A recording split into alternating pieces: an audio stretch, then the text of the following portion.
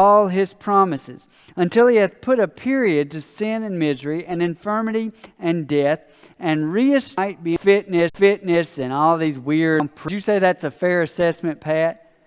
It's still not going. Or just leave it off. Sometimes it's the worst use of your time because they get to complaining about everything. Why would that be? Because they've dealt with churches for the majority of their life. Frustrations happen, and if you read in the New Testament, look at Paul. Paul's the church planner, and then read the Old Testament. Look at Moses, who's trying to do this thing out in the desert. And what is Moses? My favorite line that Moses says in the whole Old Testament that I use all the time. What am I to do with these picks of toll on folk? Whether it's laity or clergy, because I've seen some older church members that were just as crabby as older preachers, and they get real cynical about everything. John Wesley had every right to do as most weathered theologians and movement leaders did at his time, and that's turn revivals start with a bang, and then they what? They fizzle out. And when everything's blowing and going, it's easy to have energy, and then you get over here and it's died down.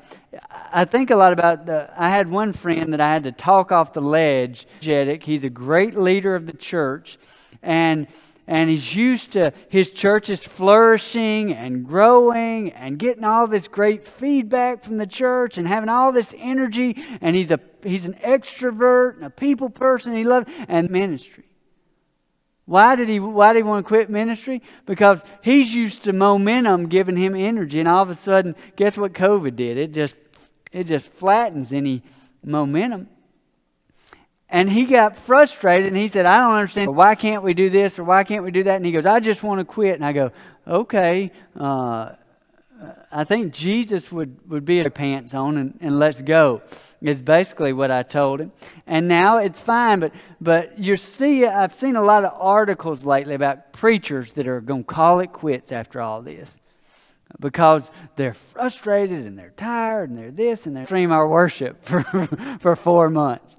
They told us to meet in a parking lot. If that's trouble, I'd hate for us to be thrown into China or some of the other places. The truth is, we just don't know how to function when we build. The building will be done, and it'll be time to come back inside. Knock on wood. But you know, as you start with a bang and fizzle out. Now I'm on some of these Methodism still struggles with, but some of them we don't. Number one, at that time, he's got these divisions within the growing membership. As more people on the church, anytime you grow, and you know this is a church, anytime a church grows and brings in new people, it's going to challenge the structure and the way things are done. And the way things are done. In fact, that's what that in every organization, every group, you've got a group that wants to do it this way and a group that wants to do it this way. Now, John dealt with that in a unique way that I like to enact as well. He said, is it a kingdom issue? Is it of kingdom importance? What are kingdom issues? Give me an example of a kingdom issue. I'll give you one. The divinity of Christ, ways, or at least stop arguing. Baptism and the importance of baptism, communion and the importance of communion, not the mode of communion, but the fact that you need to do communion. Repentance as necessary to follow God. Those are kingdom issues. What are some non-kingdom issues that church folk fight about? What color? Just paint. So paint colors, carpet colors, the time of the worship, the place of the worship, how we're going to go through the line at the meal, all of those things. And some of it was hands. Should we do it this way or this way? And when they couldn't agree, they'd come to John and they go, we're fighting about this. And I'm sure John was more pastoral than I would be. But I would have trouble not rolling my eyes and just going, here we go. Memberships is causing division. It's causing the division. So we still have divisions in the church. I don't know if the Methodist church is overrun with new membership. We don't have that problem. But also decline in membership causes struggle too. Causes real grief as well. Then you also have, for the early Methodist church, you have these increased members are causing issues with the Anglican church. Remember, John never stopped being an Anglican preacher. And the Church of England got mad. Why?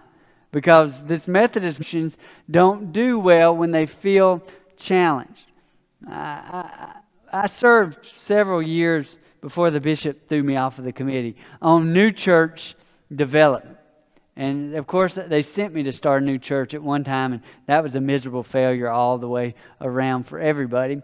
But when I was on new church, what I was always amazed at was, so like if the Methodist church came to me and said, we want to plant a Methodist church in Senatobia, do you know what I'd say? What is to make sure everybody in town follows Jesus, and not everybody's going to end up here.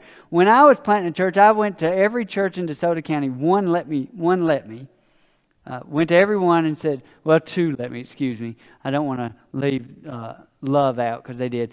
But I said, can I come speak and tell about the vision and the mission? And every one of them said, I told one, I said, I don't want your crummy members. I don't want them.